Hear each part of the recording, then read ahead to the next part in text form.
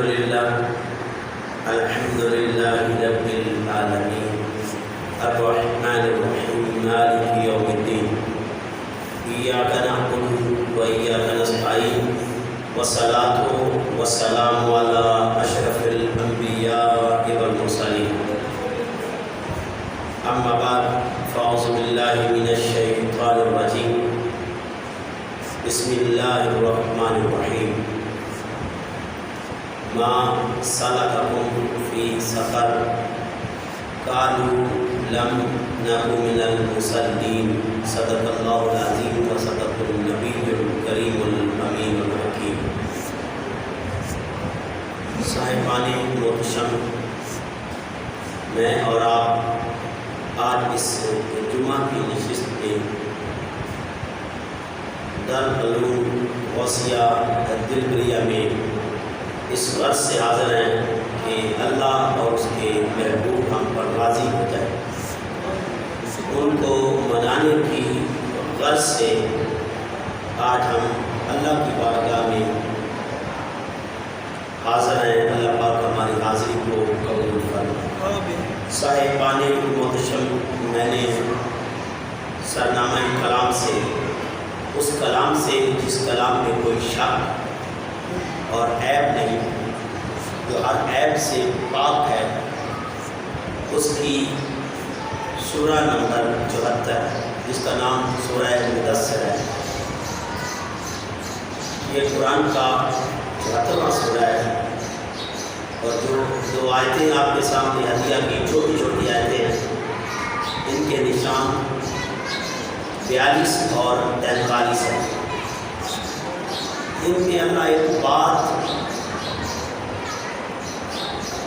ایک واقعہ بیان فرما رہے ہیں کہ کچھ لوگ جہنم کی طرف جا رہے ہوں گے. ما سلککم فی سقر، لوگ جہنم کی طرف جا رہے ہوں گے تو لوگ ان سے سوال کریں گے ما سلککم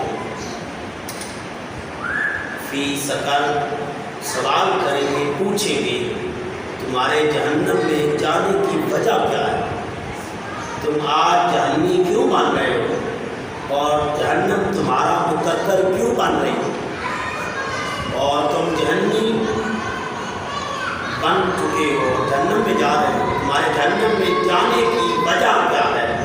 یہ سوال کریں گے، پوچھیں گے. بعد سے وہ کہیں گے، قالوا، وہ کہیں گے لم نکن من المصلین، کوئی اور جرم نہ تھا، نہ ہم ڈکیتی کرتے تھے، نہ چوری کرتے تھے، نہ شراب پیتے تھے، نہ زنا کرتے تھے، کوئی اور جرم نہیں، کوئی اور عیب نہیں، بس ایک ہی جرم تھا، ایک ہی عیب تھا. کیا عیب تھا جس کی وجہ سے آج جہنم کا ایندھن بن رہے ہو، آج جہنمی ہو گئے ہو، جہنم تمہارا مقدر بن چکی ہے. آخر وجہ کیا ہے، کیا سبب بنا تمہارے جہنم میں جانے کا، کیا چیز وجہ بنی، یہ وجہ تو بتاؤ، تم جہنم میں جا رہے ہو. وہ کہیں گے کوئی اور وجہ نہیں، بس اذان کی آواز گونجتی تھی، کانوں تک پڑتی تھی، لیکن نماز کی طرف قدم نہ بڑھ گئی. آپ نماز سے غافل تھے، ہم نماز کو بھول چکے تھے، بھلا چکے تھے. لوگوں کو مسجد کی طرف جاتا بھی دیکھتے تو ہم دھیان نہ کرتے، ہم ان کی طرف توجہ نہ کرتے، بلکہ توجہ تو دور کی بات، ہم انہیں باتیں کرتے، بڑا نمازی کل کیا تھا آج کیا ہے. ہم نماز پڑھنے والوں کو بھی باتیں کرتے. تو ہمارے جہنم میں جانے کی وجہ بس نماز سے غفلت تھی، غفلت نماز کی وجہ سے آج ہم جہنم میں جا رہے ہیں، اور کوئی وجہ نہیں. صاحبان محتشم، آج میں اور آپ اپنے گریبان میں جھانکیں اور اپنے ماحول میں دیکھیں. آپ کسی میلے ٹھیلے پہ چلے جائیں تو آپ کو ہزاروں کی تعداد میں لوگ نظر آئیں گے. آپ کسی کلچر ڈے پہ چلے جائیں تو آپ کو نہ جانے کہاں سے لوگ امٹ آئیں گے، اور دور دراز کے سفر طے کر کے لوگ اس کلچرل ڈے کو منانے آئیں گے. لوگ اپنے بچوں کو تیار کریں گے کہ آج کلچرل ڈے ہے، اسٹوڈنٹ کو اساتذہ تیار کریں گے آج کلچرل ڈے ہے. ایک ثقافتی دن منانا ہو تو بڑی ہنگامہ آرائی کی جاتی ہے، اشتہارات بانٹے جاتے ہیں. اشتہارات بانٹے جاتے ہیں، لوگوں کی توجہ مبذول کرائی جاتی ہے، لوگوں کو یاد کرایا جاتا ہے اور بار بار دہرایا جاتا ہے۔ اس پیغام کو پہنچاتے ہیں کہ لوگ کلچرل ڈے پہ آئیں، ثقافتی میلے پہ آئیں۔ ثقافتی میلے کے لیے تو ہمارے پاس وقت ہے، ماں باپ اپنے بچوں کے ساتھ ثقافتی ڈے منانے کے لیے کلچرل ڈے پہ کے پروگرام اٹینڈ کرتے ہیں۔ صاحبان محتشم، اگر غفلت ہے تو صرف نماز سے ہے۔ اذان کی آواز تو گونجتی رہی، آج جنت میں جانے کی اور وجہ ہی نہیں، بس غفلت نماز وجہ بن گئی، ہم نماز سے غافل رہے، یہ وجہ ہے۔ دوستان گرامی قدر، آج ہم اپنے مال میں زیادہ لیتے ہیں تو یہ حال ہمارا بھی ہے۔ آج ہم نماز سے غافل ہو چکے ہیں۔ صاحبان محتشم، بڑے درد کے ساتھ کہہ رہا ہوں، اب حفاظ قرآن کا حال دیکھیں۔ یہ تو وہ لوگ ہیں جنہوں نے قرآن حفظ کیا، جنہوں نے اللہ کے گھر میں وقت گزارے، کتنی دیر اپنے رب کے حضور حاضر رہے، اللہ کے قرآن سے اپنی زبانیں انہوں نے تار رکھی، سننے سنانے میں تار رکھی۔ صاحبان محتشم، جب یہ باہر آتے ہیں مدرسوں سے تو آپ دیکھیں کہ بہت سارے وفاد نمازی نہیں، یہ پیرانی ادارت دیکھیں تو حال یہ ہے کہ نمازوں سے غفلت دے رہے ہوتے ہیں، دل کی نماز بتا کے نماز سے غافل کر رہے ہوتے ہیں۔ صاحبان محتشم، کیا حسین دل کی نماز نہیں پڑھتے تھے؟ کیا حسین کے پاس دل کی نماز نہیں تھی؟ جو یزیدی گروہ کے سامنے اور یزیدی فوج کے سامنے اور تلواروں اور تیروں کے سائے میں جو نماز پڑھ رہا تھا وہ کوئی اور نہیں تھا، نواسہ رسول تھا۔ صاحبان محتشم، کیا ہماری سب دل پاک ہو گئے؟ ہم مبارک ہو گئے ہر عمل سے؟ نہیں صاحب، آؤ غفلت نماز روزی معاشر جہنم کا سبب بنے گی، جہنمی بننے کا سبب بنے گی۔ آؤ غفلت نماز چھوڑ دیں۔ حضرت عثمان بن عفان رضی اللہ تعالیٰ آپ روایت کرتے ہیں ان النبی صلی اللہ علیہ وآلہ وسلم صلی اللہ علیہ وآلہ وسلم قال من علم ان الصلاۃ حق واجب دخل الجنہ۔ حضرت عثمان بن عفان رضی اللہ تعالیٰ عنہ آپ روایت کرتے ہیں کہ آپ کہہ رہے ہیں سید عالم صلی اللہ علیہ وآلہ وسلم ارشاد فرماتے ہیں، جس نے یقین کر لیا اس بات پر کہ نماز حق ہے اور مجھ پر واجب ہے، فرض ہے، مجھ پر واجب فرض ہے، داخل الجنہ، وہ جنت میں داخل، سبحان اللہ سبحان اللہ، اس کا جنت مقدر بن جائے گا، وہ جنتی ہو جائے گا۔ جس نے نماز اس بات پر یقین کر لیا کہ نماز حق ہے، نماز حق ہے اور مجھ پر فرض ہے، اپنے اوپر اس نے فرض کر لیا، تو اس نماز کی وجہ سے وہ جنتی بن جائے گا۔ اور حضرت ابو امامہ رضی اللہ تعالیٰ عنہ آپ روایت کرتے ہیں، یقول سمیعت رسول اللہ صلی اللہ علیہ وآلہ وسلم، میں نے حضور سے سنا اپنے کانوں سے صلی اللہ علیہ وآلہ وسلم، یخطب فی حجۃ الوداع فقال اتقوا اللہ۔ میں نے اپنے کانوں سے سنا حضور فرما رہے تھے، حضور بیان فرما رہے تھے، خطبہ ارشاد فرما رہے تھے، خطبہ حجۃ الوداع پہ حضور خطاب کر رہے تھے، یخطب حضور خطاب کر رہے تھے، بیان کر رہے تھے، ڈسکرائب کر رہے تھے، فقال اتقوا اللہ، حضور فرماتے ہیں اللہ سے ڈرو، اللہ سے ڈرو، ربکم وصلوا خمسکم، اور اپنی 5 نمازیں ادا کرتے رہو، اپنی 5 نمازیں ادا کرتے رہو، یہ پیغام ہے مصطفیٰ کا۔ اور خطبہ حجۃ الوداع کے موقع پہ تاجدار رحمت نے یہ پیغام دیا، اللہ سے ڈرو اور اپنی نماز ادا کرتے رہو، نماز سے کبھی غافل نہ ہونا، ہمیشہ اپنی 5 نمازیں ادا کرتے رہنا، 5 نمازیں ادا کرتے رہنا، وصوم شہرکم، اور رمضان کے روزے رکھتے رہنا، وَأَدُّوا زَكَاةَ أَمْوَالِكُمْ، اور اپنے مال کی زکات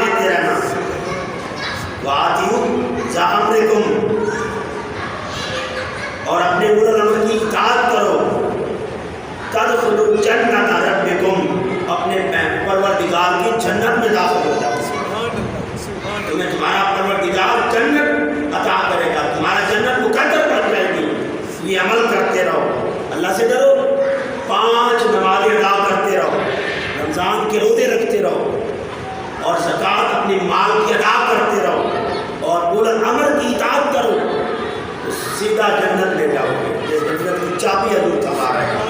اور حضرت ابو امامہ ایک اور روایت میں بیان کرتے ہیں، سمیت رسول اللہ صلی اللہ علیہ وسلم کہ میں نے حضور سے سنا، یہ اپنے کانوں سے سنی بات کر رہے ہیں، یعنی سنی سنائی نہیں، سنی ہوئی بات، اپنے کانوں سے سماعت کی ہوئی بات، سمیت رسول اللہ صلی اللہ علیہ وسلم، میں نے حضور سے سنا، یقول حضور فرما رہے تھے صلی اللہ علیہ وسلم، ایھا الناس، اے لوگو، انہ لا نبی بعدی ولا امت بعدکم، میرے بعد کوئی نبی نہیں اور تمہارے بعد کوئی امتی نہیں، تمہارے بعد کوئی امت نہیں، نہ میرے بعد کوئی نبی ہے نہ آپ کے بعد کوئی امت ہے، اب جو بھی پیدا ہوگا وہ میرا امتی ہوگا، قیامت تک اب میری امت چلے گی، میری امت چلے گی۔ صاحبان محتشم نشین کر لیجیے، ایک روایت کے الفاظ ہے 120 صفحے جنتیوں کی ہوگی، اس میں 40 صفحے باقی انبیاء کی ہوگی اور 80 صفحے میرے آقا کی امتیوں کی ہوگی۔ دوستان گرامی کا میں آخری نبی ہوں، لا نبی بعدی، میرے بعد کوئی نبی نہیں اور تمہارے بعد کوئی امت نہیں۔ الا فاعبدوا ربکم وصلوا خمسکم وصوموا شہرکم وآتوا الزکاۃ اموالکم طیبۃ بانفسکم وآتیوا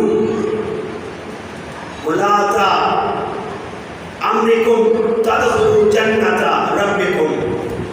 حضور فرماتے صلی اللہ علیہ وآلہ وسلم، حضرت ابو امامہ روایت کرتے میں نے اپنے کانوں سے سنا، حضور فرماتے ہیں لوگوں جان لو میرے بعد کوئی نبی نہیں اور تمہارے بعد کوئی امت نہیں، تم آخری امت ہو، میں آخری نبی ہوں، تم میری امت ہو، خبردار صرف اپنے رب کی ہی عبادت کرو، کسی اور کے سامنے نہ جھکو، کسی اور کو سجدہ نہ کرو، کسی اور کو معبود نہ جاننا، صرف اپنے رب کو معبود جاننا، وہی تمہارا معبود برحق ہے، اس کے علاوہ کوئی معبود نہیں، اسی کی عبادت کرتے رہنا اور اپنی 5 نمازیں جو تم پر فرض ہیں ادا کرو اور اپنے ماہ رمضان کے روزے رکھو اور اپنے مال کی زکوٰۃ دو اور اپنے عادل حکمرانوں کی اطاعت کرو تو تم اپنے رب کی جنت میں داخل ہو جاؤ گے۔ اب جنت میں دخول کی یہ باتیں ہم بتا رہے ہیں، جنت میں داخل ہو جاؤ گے۔ آؤ صاحبان محتشم حضرت عبادہ بن صامت رضی اللہ تعالیٰ عنہ کی بات سنتے ہیں۔ آپ فرماتے ہیں کہ حضور نبی کریم صلی اللہ علیہ وسلم بیان کیا اور آپ فرماتے ہیں میں نے اپنے آقا سے کانوں سے سنا، یہ بات بھی حضرت عبادہ بن صامت رضی اللہ تعالیٰ عنہ فرماتے ہیں سمیت رسول اللہ، میں نے اپنے کانوں سے سنا، حضور فرما رہے تھے اور بتا رہے تھے، آپ نے فرمایا 5 نمازیں ہیں جن کو اللہ تعالیٰ نے اپنے بندوں پر فرض قرار دیا ہے، یہ فرض ہے، یہ فرض قرار دیا ہے، جس نے ان نمازوں کو بہترین وضو کے ساتھ ان کے مقررہ وقت پر الصلاۃ لوقتہا وقت پر پڑھنا۔ ایک حدیث کے الفاظ ہیں، آقا رحمت سید عالم صلی اللہ علیہ وسلم سے پوچھا گیا یا رسول اللہ صلی اللہ علیہ وسلم، اللہ کو کون سا عمل سب سے زیادہ پسند ہے، جس کو اللہ محبوب جانتا ہے، پسند کرتا ہے، لائک کرتا ہے، اللہ کون سی عمل کو سب سے زیادہ پسند کرتا ہے؟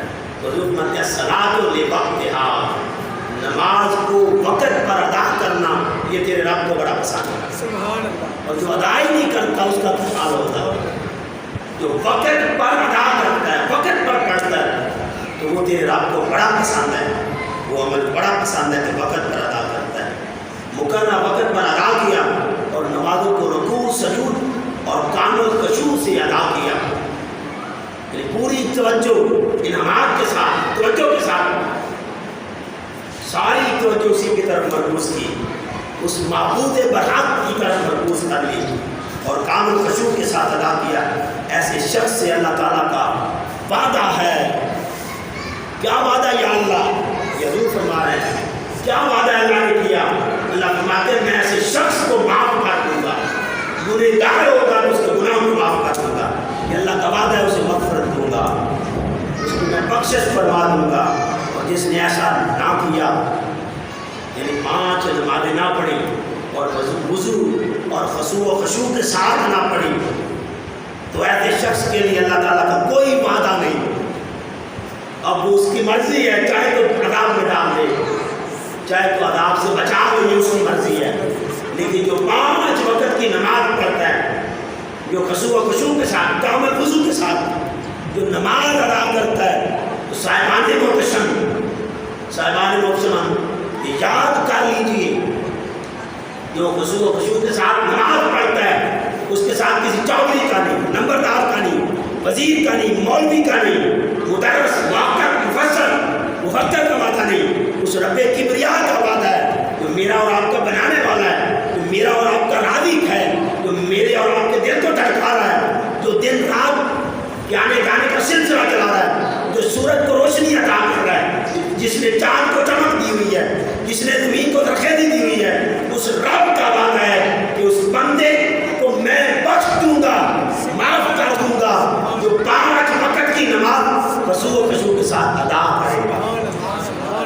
اور صاحبان محتشم حضرت ابو ذر رضی اللہ تعالیٰ عنہ آپ فرماتے ہیں موسم سرما کے موسم میں جب پتے درختوں سے گر رہے تھے، سرما کے موسم میں درختوں سے پتے گر رہے تھے، باہر نکلے آپ صلی اللہ علیہ وسلم ایک درخت کی 2 شاخوں کو پکڑ لیا. حضور نے 2 شاخوں کو پکڑ لیا اور پکڑ کے ابو ذر رضی اللہ تعالیٰ عنہ فرماتے ہیں شاخ پکڑ لیا اور ایسے جھنجھوڑا، شاخ سے پتے گرنے لگ پڑے. حضرت ابو ذر کہتے ہیں شاخ سے پتے گرنے لگ پڑے. اب جب شاخ خزاں آ جائے تو پتے ہاتھ لگانے سے گرنے لگ پڑتے ہیں. تو شاخ کو حضور نے پکڑا، پتے گرنے لگ پڑے. تو حضرت ابو ذر کہتے ہیں کہ حضور نے پکارا اے ابو ذر. میں نے عرض کی لبیک یا رسول اللہ صلی اللہ علیہ وسلم. حضور نے فرمایا صلی اللہ علیہ وسلم مسلمان بندہ جب نماز اس مقصد سے پڑھتا ہے کہ اسے اللہ تعالیٰ کی رضامندی نصیب ہو جائے، اللہ کی رضا حاصل ہو جائے، اللہ کی خوشنودی حاصل ہو جائے، اللہ اس پر راضی ہو جائے، اللہ کو منانے کی غرض سے وہ سجدہ ریز ہوتا ہے، نماز پڑھتا ہے، اپنے گھر بار چھوڑ کر مسجد میں آتا ہے اور ٹھنڈے پانی سے وضو کرتا ہے اور تکلیف جھیلتا ہے، سردی میں اپنے بستر چھوڑ کر اپنے رب کے آگے جھکتا ہے، سجدہ ریز ہوتا ہے. جب وہ اللہ کی رضا کے لیے اپنے قدم بڑھا کے مسجد میں لاتا ہے اور نماز کے لیے اپنے قدم بڑھاتا ہے تو سن لے اس کے گناہ اسی طرح جھڑتے ہیں جس طرح اس درخت کے پتے جھڑتے ہیں. جس طرح اس درخت کے پتے جھڑ رہے ہیں اسی طرح اس کے گناہ جھڑتے جاتے ہیں. جو بندہ اللہ کو راضی کرنے کے لیے. اور دوستان گرامی قدر حضرت حسن امام حسن مجتبیٰ آپ روایت کرتے ہیں کہ حضور نبی محتشم صلی اللہ علیہ وسلم ارشاد فرماتے ہیں نمازی کے لیے 3 خصلتیں ہیں، یعنی 3 خوبیاں ہیں، 3 خصلتیں ہیں. ایک یہ کہ اس کے دونوں قدموں سے لے کر سر تک رحمتیں الہی نازل ہوتی رہتی ہیں. نمازی کے لیے پہلی خصلت سبحان اللہ کہ سر تک اس پر رحمت نازل ہوتی رہتی ہے. اور دوسری خصلت یہ ہے کہ ملائکہ اسے اس کے دونوں قدموں سے لے کر آسمان تک گھیرے ہوئے رہتے ہیں، اپنے گھیرے میں لے لیتے ہیں، گھیر لیتے ہیں، اپنے گھیرے میں لے لیتے ہیں. اور تیسرا یہ کہ ندا کرنے والا ندا کرتا رہتا ہے کہ اگر مناجات کرنے والا یعنی نماز پڑھنے والا یہ جان لیتا کہ وہ کس سے راز و نیاز کی باتیں کر رہا ہے تو وہ نماز سے کبھی واپس ہی نہ پڑھتا، ہمیشہ پوری زندگی نماز میں ہی گزار دیتا کہ میں کس سے کلام کر رہا ہوں، کس سے میری بات ہے. حضرت مولانا شیخ خدا کا اللہ تعالیٰ وجود فرماتے ہیں جب میں چاہوں کہ میں اپنے رب سے کلام کروں تو میں نماز پڑھتا ہوں، اور جب چاہوں کہ وہ مجھ سے کلام کرے تو میں قرآن پڑھتا ہوں. قرآن میں وہ مجھ سے باتیں کر رہا ہے اور نماز میں مجھ سے باتیں کر رہا ہوں.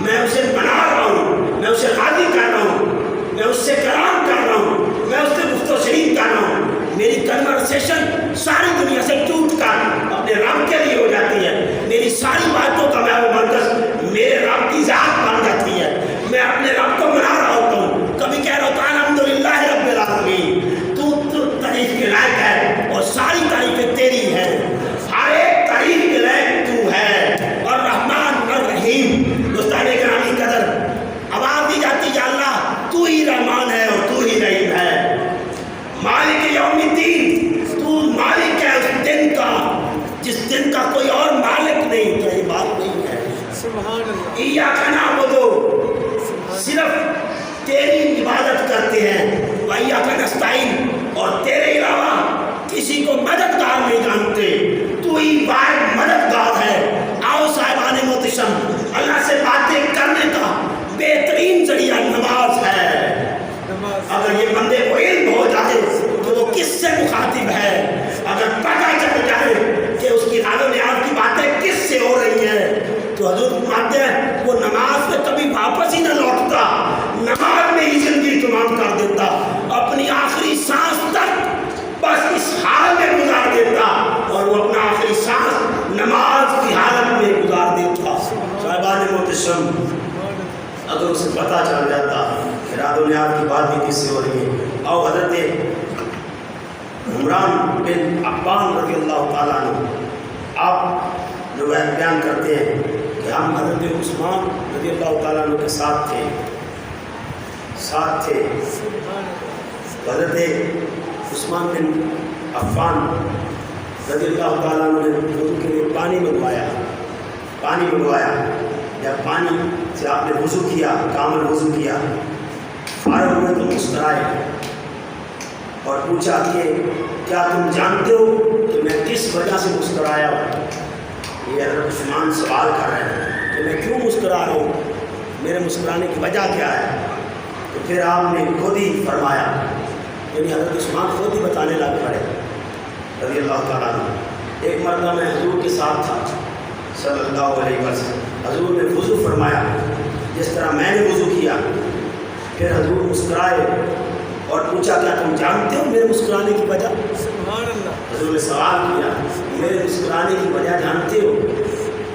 وہ کہتے نہیں، اللہ عالم و رسول، اللہ جانتا ہے اور رسول جانتے ہیں، اللہ و رسول عالم، اللہ اور رسول جانتے ہیں، بہتر جانتے ہیں اللہ اور اس کا رسول۔ تو آپ نے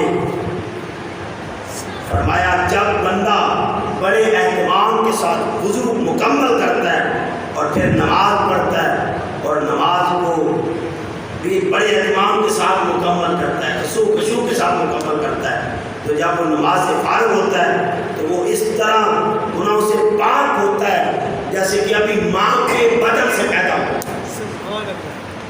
ابھی ماں کے بدن سے پیدا ہوا ہے، اس کے دل میں کوئی گناہ نہیں ہوتے، ہر گناہ سے وہ پاک ہو جاتا ہے، مبرہ ہو جاتا ہے، ایسے ہی ہوتا ہے جیسے اس کے دل میں کوئی گناہ نہیں، ہر گناہ سے پاک ہو جاتا ہے۔ تو نماز بندے کی پاکیزگی کا ذریعہ بھی ہے، واسطہ بھی ہے۔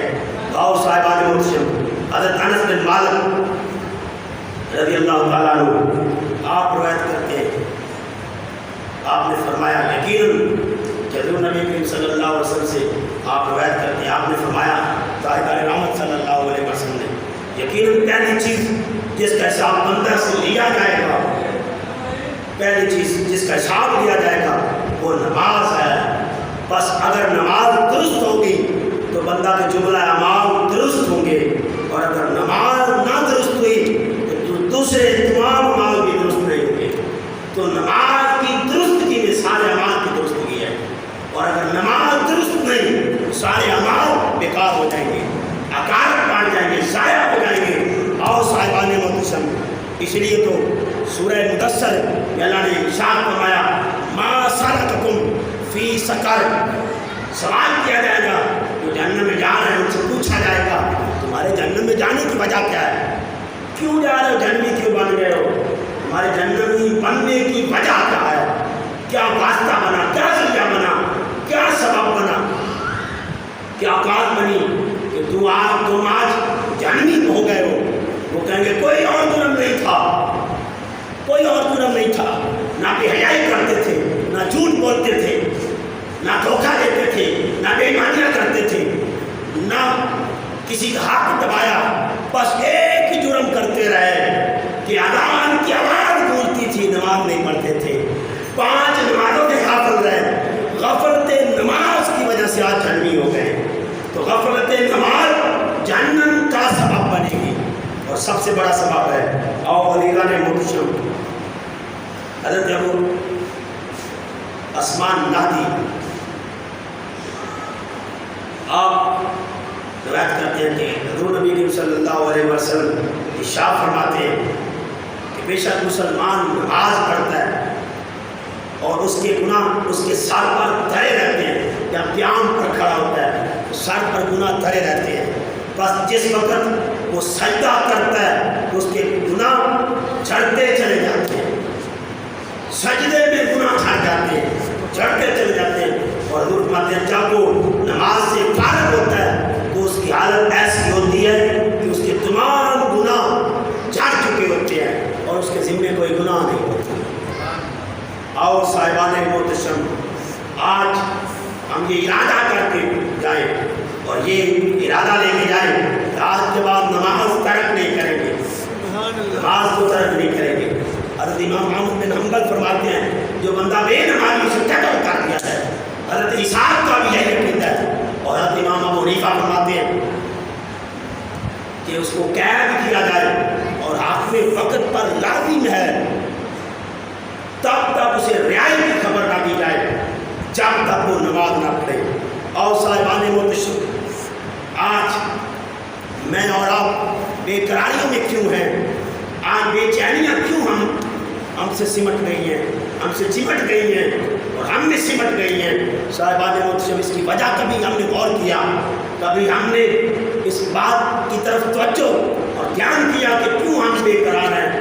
ہم تو مسلم ہیں، ہم تو قرار والے ہیں، ہم تو چین والے ہیں، ہم تو وہ ہیں جو میدان میں اتر کر تلواروں سے کٹ بھی جائے تو چین ختم نہیں ہوتا، ان کا تو تلواروں سے کٹ جانے کے بعد چین اور بڑھ جاتا ہے۔ ہم تو وہ ایسی قوم سے تعلق رکھتے ہیں۔ آخر وجہ کیا ہے؟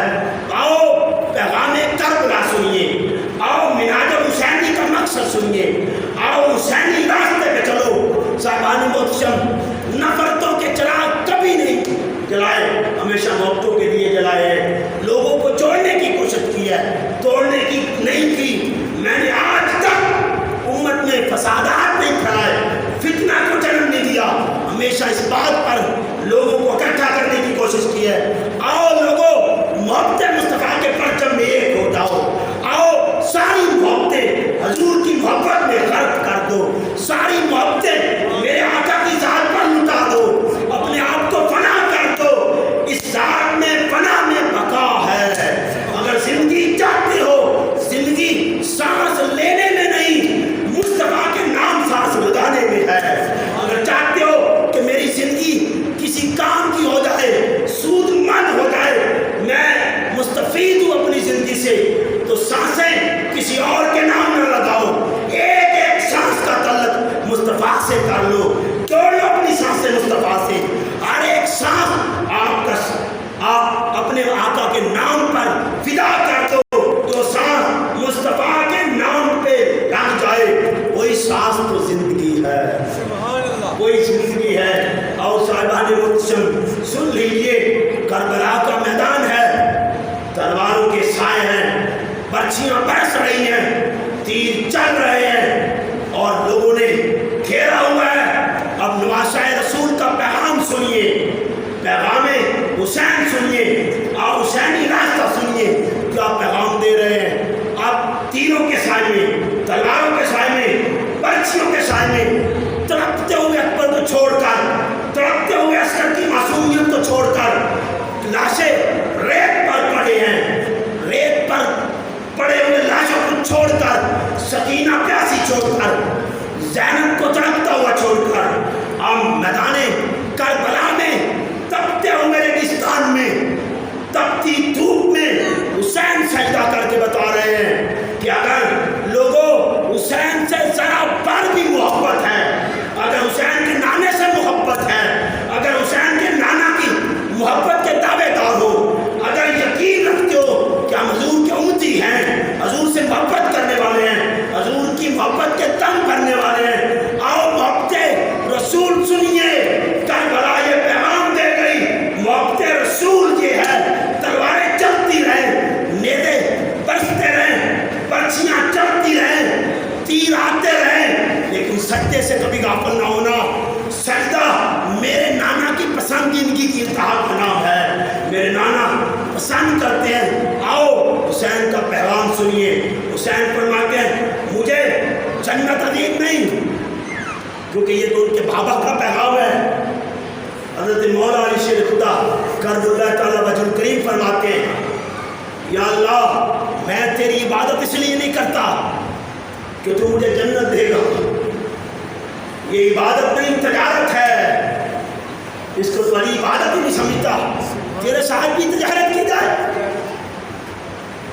تیرے سامنے سجدہ کیا جائے اور تجارت کی جائے، علی تو تجارت سمجھتا ہے۔ اور یا اللہ اس لیے بھی نہیں کرتا کہ تو مجھے دوزخ میں ڈالے گا، میں دوزخ کے ڈر کی وجہ سے بھی سجدہ نہیں کرتا۔ یا علی پھر کس وجہ سے کرتے ہیں؟ آج میں اور آپ اس لیے عبادت کرتے ہیں کہ کل کو جنت ملے گی، کل کو جنت ہمارا مقدر بن جائے گی اور دوزخ سے بچ جائیں گے۔ دوزخ آگ ہے، یہ جلا کے راکھ کر دے گی، تکلیف ہے، تکلیف سے بچ جائیں گے۔ نہیں صاحب، علی عبادت اس لیے نہیں کرتے کہ انہیں جنت ملے گی، یا اللہ تیرے سامنے سجدہ ریزیاں اس لیے نہیں ہے کہ کل کو جنت ملے گی، اس لیے نہیں کہ دوزخ سے بچ جاؤں گا۔ یا علی پھر کیوں عبادت کرتے ہیں؟ تو علی مولا فرماتے ہیں میں عبادت صرف اور صرف اس لیے کرتا ہوں، میرے مولا تو ہے ہی لہکے عبادت، تو ہی واحد ہے جس کے سامنے سجدے کیے جائے، تو ہی واحد ہے جس کو معبود مانا جائے اور جس کو معبود مان کر عبادت کی جائے۔ اے اللہ تیرے علاوہ کوئی معبود نہیں، تو لہکے عبادت ہے، اس لیے تیری عبادت کرتا ہوں۔ اور صاحبان محترم، اب انہی کے بیٹے کا پیغام سنیے، انہی کے بیٹے کا پیغام سنیے۔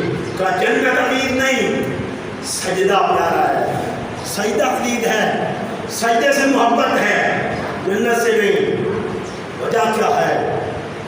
اور میں اور آپ ہر وقت اس تگودو میں محنت میں روزے کی وقت جو جنت ملے گی، نماز کی پڑھتے ہو جنت ملے گی، زکوٰۃ کیوں جنت ملے گی، صدقات کیوں دیے جا رہے ہیں جنت ملے گی۔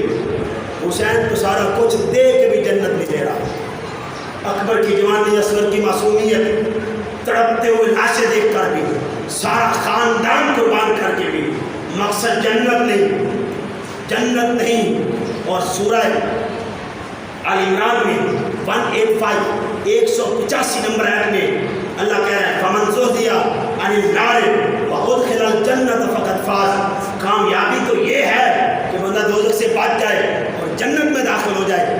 اصلی حقیقی کامیابی یہ ہے دوزخ سے بچ جائے اور جنت میں داخل ہو جائے۔ صاحبان محترم، حسین کہہ رہے مقصد جنت نہیں، مقصد سجدہ ہے۔ کیوں یا حسین؟ کہتے ہیں جنت حسین کی مرضی کا نام ہے، جنت حسین کی رضا کا نام ہے، جنت حسین کی خوشی کا نام ہے۔ حسین کو اپنی خوشی نہیں، اپنی مرضی نہیں، بلکہ اپنے رب کی مرضی ہے، وہ اپنے رب کو راضی کرنا عقید سمجھتا ہے۔ اور صاحبان محترم، اللہ کی پسندیدگی تاجدار رحمت فرماتے ہیں لوگوں اللہ کی پسند یہ نہیں کہ تو فلاں کام کرو، فلاں کام کرو۔ جب عرض کی گئی یا رسول اللہ صلی اللہ علیہ وآلہ وسلم اللہ کا پسندیدہ عمل کون سا ہے، کون سا عمل جو میرے رب کو سب سے زیادہ پسند ہے؟ تو صاحب ایک ہی جواب ملا اور میرے آقا تاجدار رحمت کی زبان عطر سے نکلا۔ آپ فرماتے ہیں صلاۃ لے وقتہا، نماز کو وقت پر پڑھنا یہ تیرے رب کو پسند ہے، یہ تیرے رب کو محبوب ہے، یہ تیرے رب کی چاہت ہے، یہ تیرے رب کی پسندیدگی ہے، یہ اس کام کو تیرا رب لائک کرتا ہے، پسند کرتا ہے، محبوب جانتا ہے کہ وقت پر نماز پڑھی جائے۔ اور صاحب ایک حدیث کے الفاظ ہیں سید عالم صلی اللہ علیہ وآلہ وسلم ارشاد فرماتے ہیں کہ کسی کے گھر کے نہر پار نہر ہو اور وہ 5 دفعہ اس میں نہائے، کیا اس پر محل کچیل رہے گی؟ محل کچیل رہے گی؟ کیا اس پر محل کچیل رہے گی؟ جھوٹ کی نہ رہے گی؟ کیا اس پر محل کچیل رہے گی؟ صحابہ کہتے ہیں نہیں، نہ کچھ بھی باقی نہیں رہے گا، محل کچیل ساری اتر جائے گی، ختم ہو جائے گی۔ حضور کہتے ہیں یہی مثال 5 نمازوں کی ہے، یہ گناہوں کی محل اتار دیتی ہے، گناہوں کی محل اتار دیتی ہے نماز۔ اور آقا رحمت سید عالم صلی اللہ علیہ وسلم اس بات کو حضرت ابو ہریرہ رضی اللہ تعالیٰ عنہ آپ روایت کرتے ہیں، ایک شخص حضور کی بارگاہ میں آیا، اس نے عرض کی، عربی تھا، دیہاتی بندہ تھا، ان عربیہ اتان نبی صلی اللہ علیہ وسلم، ایک عربی آیا حضور کے پاس، اس نے عرض کی، فقالا، اس نے عرض کی، دلنی علی عمل اذا عملتہ دخلت الجنہ، حضور کو اچھا سے عمل بتائیں کہ جنتی ہو جاؤں، جنت میرا مقدر بن جائے، حضور بتائیں، ایسے اعمال بتائیں۔ قال حضور فرماتے ہیں، تعبد اللہ ولا تشرک بہ شیئا، اللہ کی عبادت کر اور کسی کو اس کا شریک نہ ٹھہرا، کسی کو اس کا شریک نہ ٹھہرا، وتقیم الصلاۃ المکتوبہ، اور فرض نمازوں کی پابندی کر، وتؤدی الزکوٰۃ المفروضہ، اور زکوٰۃ دیا کر، اور زکوٰۃ دیا کر۔ یہاں پہ ایک افسوس کے ساتھ جملہ کہہ رہا ہوں، اگر آج امیر زادے، آج ہمارے وزراء اور ہماری گورنمنٹ پریشان ہے، میں مقتدر اداروں سے یہ کہتا ہوں، آپ صرف زکوٰۃ پہ کام کریں، زکوٰۃ اکٹھی کریں اور صحیح زکوٰۃ نکالنا شروع کر دیں تو ملک پاکستان میں کوئی غریب نہیں رہے گا۔ لیکن افسوس زکوٰۃ نہیں نکالی جاتی، زکوٰۃ نہ نکالنے کا یہ وجہ ہے، نہ نکالنے کی وجہ سے آج ہمارا ملک دیوالیے پہ پہنچ چکا ہے۔ شاید آج امیر زادے زکوٰۃ نکالنا شروع کر دیں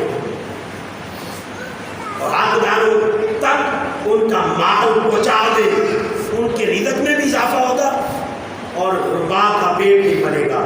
آؤ صاحب حضرت مانتے ہیں، زکوٰۃ دیا کرو، وتصوم رمضان، اور رمضان کے روزے رکھنا۔ قال والذی نفسی بیدی، ابھی گھر میں لوٹے، آقا کی بارگاہ میں کھڑے ہیں، والذی نفسی بیدی، کہتے ہیں قسم ہے اللہ، اللہ کی قسم، اللہ کی قسم اللہ کی، لا ازید علی ھذا، اس سے نہیں بڑھوں گا، لا ازید علی ھذا، اس سے نہیں بڑھوں گا جو آپ نے کہا ہے، سونیا جو آپ نے کہا ہے نہیں بڑھوں گا۔ فلما اللہ، آپ واپس چل پڑے اپنے دیہات کی طرف، واپس چل پڑے، یہ قسم اٹھا کے کہ جو آقا نے کہا ہے وہی کروں گا، جو آقا نے بتایا ہے وہی کروں گا۔ فرماتے ہیں آقا جی صلی اللہ علیہ وسلم، جو آپ کی زبان سے نکلا ہے بس آج کے بعد وہی کروں گا، لا ازید علی ھذا، حضور اس سے بڑھنے کی کبھی کوشش نہیں کروں گا۔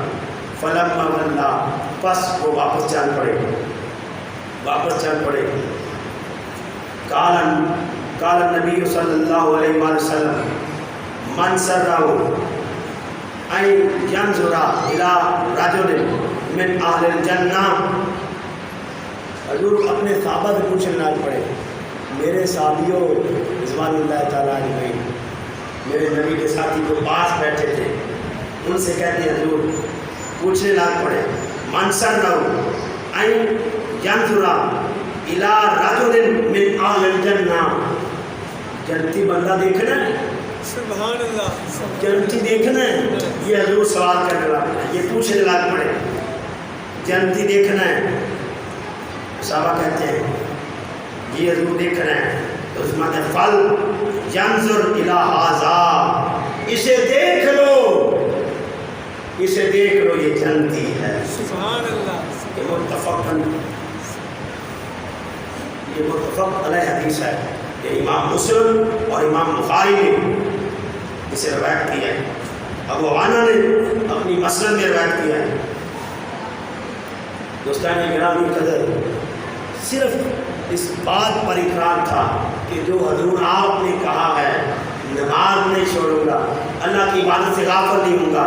اور صاحبان محتشم، یہ نشین کر لیجیے، آقا رحمت سید عالم صلی اللہ علیہ وآلہ وسلم، ایک حدیث کے الفاظ ہیں، جو بندہ اپنے رب کی نماز کے لیے وقت نہیں نکالتا، یہ اللہ کی عبادت کے لیے وقت نہیں نکالتا، تو اس کا ہاتھ فکر و فاقہ سے اللہ بھر دیتا ہے، کبھی فکر و فاقہ سے اس کی جان نہیں چھوٹتی۔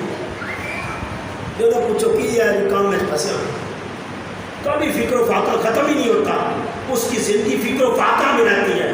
اور جو بندہ اپنے رب کی عبادت کے لیے وقت نکالتا ہے، اللہ پاک اس کی زندگی سے فکر و فاقہ نکال دیتے ہیں اور اسے بے نیاز کرتے ہیں۔ اور صاحب بے نشین کر لیجیے، آج میں نے آپ کو جو 2-4 منٹ رہ گئے اس میں وضو بتانا ہے۔ وضو میں اکثر ہماری غلطیاں ہیں، میں نے اس میں ساری چیزیں اکٹھی کر لیں تاکہ 2-4 منٹ میں یہ بتا سکوں۔ وضو کا طریقہ یہ ہے، یہاں تک ہاتھ دھونے ہیں، یہاں تک پہلے ہاتھ دھونے ہیں اچھی طرح۔ دھونے کا مطلب ہوتا ہے پانی بہانا، ملنا یا مسلنا نہیں ہوتا، اچھی طرح پانی بہانا، یہ ہاتھ دھوئے۔ پھر اس کے بعد کلی کرنی اور گھر کر کے، اور اس کے بعد 3 دفعہ کلی کرنی ہے، اور اس کے بعد ناک میں پانی چڑھانا ہے، یعنی نرم ہڈی تک پہنچ جائے، اتنا بھی نہیں چڑھانا، سوکھنا ہوتا ہے پانی کو، نرم ہڈی تک، کچی ہڈی تک پہنچ جائے 3 دفعہ۔ پھر اس کے بعد اکثر دیکھا ہے نورا شروع ہوتا ہے، ایسے منہ میں چھینٹے مارتے ہیں، ایسے نہیں کرنا۔ آپ نے پانی کا چلو بھرنا ہے، جہاں پہ ابتدا ہو رہی ہوتی ہے، گنجا ہو جائے تو کوئی مسئلہ نہیں، جہاں سے بالوں کی ابتدا ہے، یہ جڑ ہے اصل، یہاں لا کر پانی چھوڑ دینا ہے، خود بخود پورے منہ پہ پانی پھر جائے گا۔ یہ اس سے لے کے یہ چین یعنی تھوڑی تک یہ چہرہ ہے، ایک کان کی لو سے دوسرے کان کی لو تک یہ چہرہ ہے، اس طرح پانی چھوڑے تاکہ پورے چہرے پر پانی بہہ جائے۔ یہ مسلنا، یہ دھونا نہیں ہے، یہ چہرہ دھونا فرض ہے۔ اب یہ ڈالا، پھر اس طرح ڈالیں تاکہ اگر کوئی حصہ رہ گیا تو دوبارہ دھل جائے۔ پھر اس سائڈ میں ایسے بھرے اور چلو اس ادھر آگے یہ چھوڑ دیں تاکہ پانی پورا بہہ جائے، پانی بہہ جائے۔ پھر اپنی داڑھی کا خلال کرنا ہے، اور دوستانی گرامی قدر، پھر یہ کونیوں سمیت، یعنی کونیاں بیچ میں آئیں، یہ ہاتھ ایسے پانی ڈالیں، جو پانی آئے پورا پھر جائے، پھر ایسے ڈالیں، پھر ایسے ڈالیں تاکہ پوری یہ کونیوں سمیت جو ہاتھ ہے، یہ فرض ہے، اس پر پورا پانی بہہ جائے، مسلنا نہیں۔ پانی یہاں پہ اگر نہیں پہنچا، آپ نے مسح کیا تو کامل وضو نہیں ہے۔ پانی کا بہنا ہونے میں آپ پانی بہہ جائے، آپ کتابوں میں پڑھتے ہوں گے، اکثر ہم ایسے کرتے ہیں، اگر اتنی احتیاط سے کریں کہ پوری کونیوں سمیت یہ دھل جائے تو ٹھیک ہے، لیکن عمومی طور پہ ایسے ہوتا نہیں، ہم کرتے ایسے ہیں لیکن یہ دھلتا نہیں ہے۔ اچھی طرح دھونا ہے، پوری کونیوں سمیت پانی بہہ جائے، اور عزیزان محترم اس طرح یہ اس کو بھی ایسے ہی دھونا ہے۔ یہ دھونے کے بعد اب مسح کا طریقہ یہ ہے، یہ 3 انگلیاں لینی ہیں، 1 2 اور 1 3، اس طرح یہ ہتھیلی نہیں لگنی چاہیے، یہ لے کے یہ درمیان والے سے یوں یہاں لا کے چھوڑ دیں۔ پھر اس کے بعد اب یہ رہ گئے، اس کو کان کے اندر ڈالیں اور کان کے اندر کا خلال کریں، اور یہ باہر تھا، اس سے باہر تھا، ایسے یہ کرنا ہے۔ اس کے بعد یہ ہاتھ یہاں لا کے چھوڑ دیں، اکثر لوگ یہاں لے جاتے ہیں، گردن کا مسح مکروہ ہے، اکثر ہم ایسے کر لیتے ہیں، یہ نہیں کرنا، یہاں لا کے چھوڑ دینا، یہ مسح ہو گیا۔ تو صاحبان محترم اس کے بعد پاؤں ہے، پاؤں کو بھی دھونا ہے، پاؤں کو بھی دھونا ہے، ایسے دھونا ہے کہ پانی بہہ جائے، پانی پورا بہہ جائے، اور 20 انگلیوں کا خلال کر لیں اس گولی سے، یہ سنت ہے، تو خلال کر لیں۔ تو صاحبان محترم یہ آپ کا کام ہے، تخن سمیت پاؤں دھونا بھی فرض ہے۔ تو دوستان گرامی قدر، اللہ پاک مجھے آپ کو ہم سب کو سچے اور سچے دل سے، پکا اور سچا اور خشوع و خشوع کے ساتھ عبادت کی توفیق عطا فرمائے، پکا اور سچا نمازی بنائے۔ اگر میری باتوں سے کوئی غیر شرعی بات نکل گئی تو اللہ سے میں معافی کا طلبگار ہوں۔ اللہ پاک مجھے بھی، آپ کو بھی، ہم سب کو قابل عمل باتوں پر توفیق عمل عطا فرمائے۔ وآخر دعواہم ان الحمد للہ رب العالمین۔